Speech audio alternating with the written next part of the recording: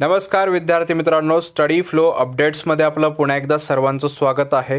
So मित्रांनो, as you can see, direct recruitment of group C defence civilian post in school of artillery हे मागेच notification आलेलं आहे. जे तोफखाना आहे देवळालीमध्ये, आर्टिलरी सेंटर म्हणलं जातं नाशिकचं, तर तिथे पदभरती मागलच्या जानेवारी मंथमध्ये सुरू झालेली आहे. आता तुम्ही याच्यासाठी जे अर्ज आहेत ते ऑफलाईन पद्धतीनं 13 फेब्रुवारीपर्यंत जे आहे ते अर्ज करू शकता. वेळ खूप कमी आहे. याच्यामध्ये जे रिक्रुटमेंट आहे ते खूप सोपं आहे. शैक्षणिक पात्रता जी आहे ती सर्वजण पासआउट करू शकता. किती पदे आहेत, कोणत्या प्रकारची पदे आहेत, त्या पदांसाठी काय शैक्षणिक पात्रता किंवा शारीरिक क्षमता लागणार आहे, या सर्व गोष्टींची जी माहिती आहे मी तुम्हाला या व्हिडिओमध्ये देणार आहे.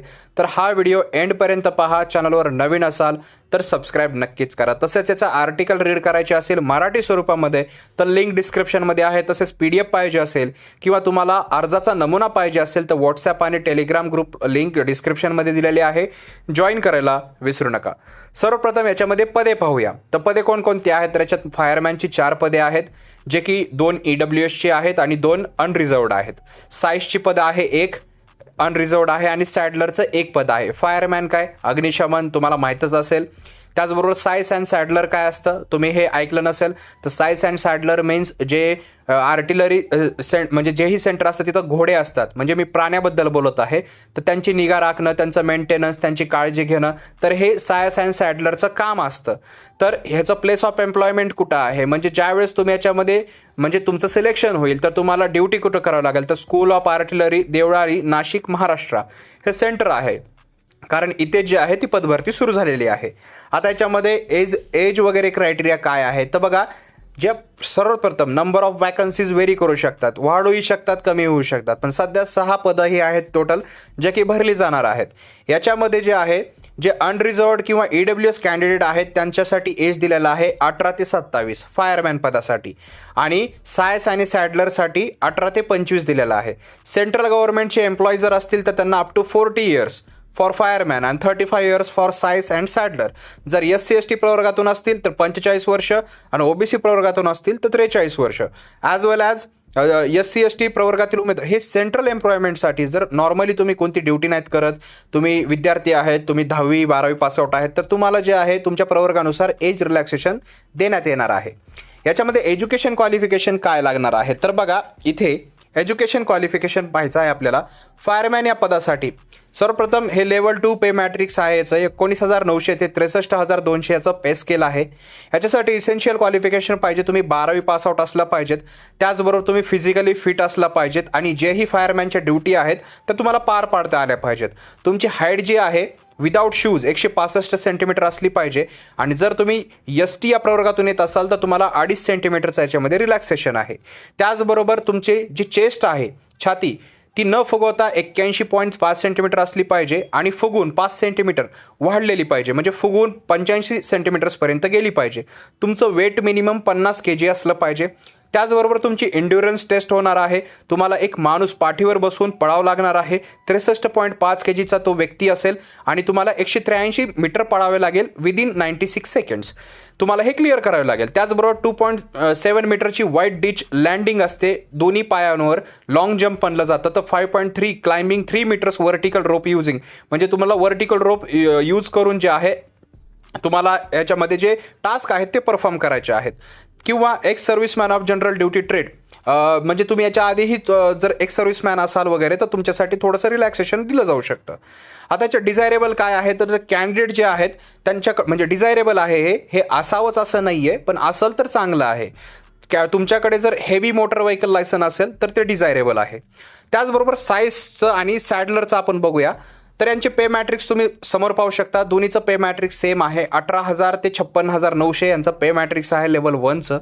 इसेन्शियल क्वालिफिकेशन आहे 10th पास किंवा इक्विलंट. तुमचा जर डिप्लोमा जरी झालेला असेल तरी बास होतं. Must be convergent with the duties of science, म्हणजे तुम्हाला जे आहे म्हणजे हे तुम्ही जेही ड्युटी याच्यामध्ये दिली आहे ती सक्षम ते पार पाडण्यासाठी तुम्ही सक्षम असावे. एवढंच याचं आहे, बाकी काही नाही. तुम्ही फक्त 10th पास असला पाहिजेत.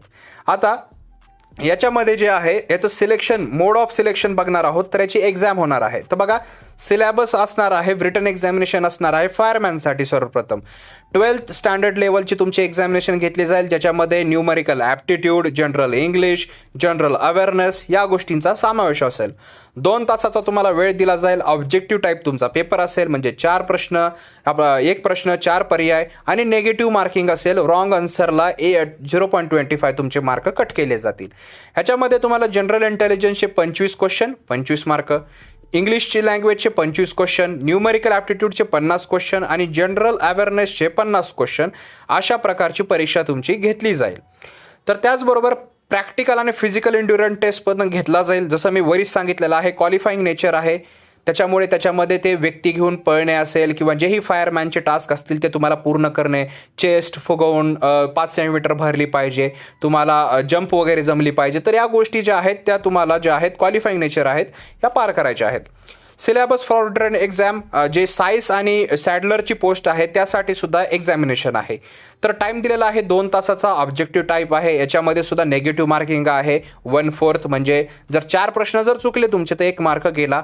त्याच्यामुळे तुमची ॲक्युरन्सी असणं गरजेचं आहे. त्याचबरोबर याच्यामध्ये पण जनरल इंटेलिजन्स अँड रिझनिंगचे 25 क्वेश्चन 25 मार्कासाठी, न्यूमरिकल ॲप्टिट्यूडचे 25 क्वेश्चन 25 मार्कासाठी, जनरल इंग्लिशचे 50 क्वेश्चन 50 मार्कासाठी आणि जनरल अवेअरनेसचे 50 क्वेश्चन 50 मार्कासाठी. तर ही तुमची परीक्षा होणार आहे. आता इथं जनरल इन्स्ट्रक्शन दिलेलं आहे, तुम्हाला फक्त एका पोस्टसाठी एकच ॲप्लिकेशन आहे ते करता येणार आहे. त्याचबरोबर तुम्हाला सेपरेट पोस्ट जे आहेत, तुम्हाला जर वेगळ्या पोस्टसाठी करायचं आहे तर वेगळं तुम्हाला सबमिट करावं लागेल, सेपरेट ॲप्लिकेशन्स. तुम्हाला कोणत्या पोस्टसाठी अप्लाय करायचं आहे ते तुम्हाला क्लिअरली मेन्शन करायचं आहे आणि हे सर्व तुम्हाला ऑफलाईन पद्धतीने अर्ज करायचा आहे. आता हे अर्ज कसा करायचा, तर बघा हे फॉर्मॅट आहे आपल्याकडे. हा फॉर्मॅट जो आहे याच्यामध्ये तुम्हाला पासपोर्ट साईज फोटो, पोस्टचं नाव, त्याची कॅटेगरी, तुमचं नाव, त्याचबरोबर तुमच्या वडिलांचं नाव, तुमचं जेंडर, तुमचं डेट ऑफ बर्थ, त्याचबरोबर तुमचं मॅरिटल स्टेटस, नॅशनॅलिटी, तुमचे जेही मार्क्स युनिव्हर्सिटीमध्ये पडलेले आहेत ते सर्व पर्सेंटेज मार्क्स, एक्सपिरियन्स असेल तर तो मेन्शन करायचा आहे, एक्सपिरियन्स सर्टिफिकेट असेल तर ते द्यायचं आहे, त्याचबरोबर एम्प्लॉयमेंट रजिस्ट्रेशन असेल तर ते, address, mobile number, email I D हे सर्व, आणि त्याचबरोबर डिक्लेरेशन तुम्हाला द्यायचं आहे आणि हे सर्व पत्त्यावर पाठवून द्यायचं आहे. पत्ता कोणता, the commandant headquarter school of artillery, Deolali, district Nashik, Maharashtra. त्याचा पिनकोड आहे 422401. इथे तुम्हाला 13 तारखेच्या आतमध्ये हे स्वतः जाऊन दिलं तरी चालेल आणि तुम्हाला जर पोस्टाने पाठवता येत असेल फास्ट तरीही चालेल. तर नक्की तुम्ही जर हे एज्युकेशन क्वालिफिकेशन कंप्लीट करत आहात तर नक्की तुम्ही हे जे इन्स्ट्रक्शन आहेत ते अजून वाचा. याच्यामध्ये photocopy of the following documents photocopy पाठवायचे आहेत, फक्त अर्ज नाही. तुम्हाला जेही तुमचे डॉक्युमेंट्स आहेत 10वी 12वी ज्याही पोस्टसाठी तुम्ही अप्लाय करत आहात, जेही इसेन्शियल क्वालिफिकेशन आहे ते तुम्हाला जे आहे सोबत अटॅच करून त्याच्या कॉपीज पाठवायच्या आहेत. जर जे काही इथं मागितलेलं आहे त्याच्या सर्व कॉपीज तुम्ही पाठवणं जे आहे ते मॅन्डेटरी आहे. त्याचबरोबर याच्यामध्ये चुका टाळायच्या आहेत. काय काय तर बघा, ॲप्लिकेशन विदाऊट सिग्नेचर, तुम्ही जर विदाऊट सिग्नेचर जर पाठवलं ॲप्लिकेशन तर रिजेक्ट होऊन जाईल. त्याचबरोबर तुम्ही जर एक क्लिअरली मेन्शन केलं नाही कोणत्या पोस्टसाठी करत आहात, किंवा तुम्ही समजा फॅक्स, असिग्मा याच रिसिव्ड थ्रू म्हणजे फॅक्स थ्रू वगैरे पाठवलं तर ते रिजेक्ट होऊन जाईल. तुम्हाला पोस्टा थ्रूच पाठवायचं आहे. त्याचबरोबर ड्यू डेटच्या नंतर जर तुम्ही जर हे पाठवलं तरी रिजेक्ट होऊन जाईल. तुम्ही जर डॉक्युमेंट मेन्शन केले आणि ते जर पाठवलं तरी रिजेक्ट होऊन जाईल. त्याच्यामुळे सर्व तुम्हाला जे इन्स्ट्रक्शन आहेत ते फॉलो करायचे आहेत. तुमचं एज बसतं का, तुमचे क्वालिफिकेशन बसतं का, तुम्ही फिट आहात का, ह्या सर्व गोष्टी ज्या आहे त्याबद्दल तुम्ही म्हणजे स्वतःच तुम्हाला माहीत असलं पाहिजे. त्यानुसार तुम्हाला 13 फेब्रुवारीच्या आत हे जे आहे याचं जेही लिफाफा आहे किंवा जेही पोस्ट आहे त्या पोस्टाद्वारे तुम्हाला हे अप्लाय करायचं आहे. याच्या फर्दर नोटिफिकेशन, जसं याची परीक्षा कधी होणार आहे, याच्यामध्ये काय चेंजेस केले जातात का, पद वाढतात का, हे सर्व माहिती जाणून घेण्यासाठी आत्ताच चॅनलला सबस्क्राईब करा, बेल आयकॉनवर प्रेस करा. तुमचे जे काही क्वेश्चन असतील ते खाली कॉमेंट सेक्शनमध्ये विचारा. तसेच हे आर्टिकल रीड करायला विसरू नका. मी लिंक डिस्क्रिप्शनमध्ये देईल, ॲज वेल ॲज आपला व्हॉट्सॲप आणि टेलिग्राम ग्रुपवर हे PDF मिळून जाईल, ज्याच्यामध्ये तुम्हाला अर्जाचा नमुनासुद्धा मिळेल. तर मित्रांनो, मी मिळतो तुम्हाला पुढच्या व्हिडिओमध्ये. तोपर्यंत थँक्स फॉर वॉचिंग.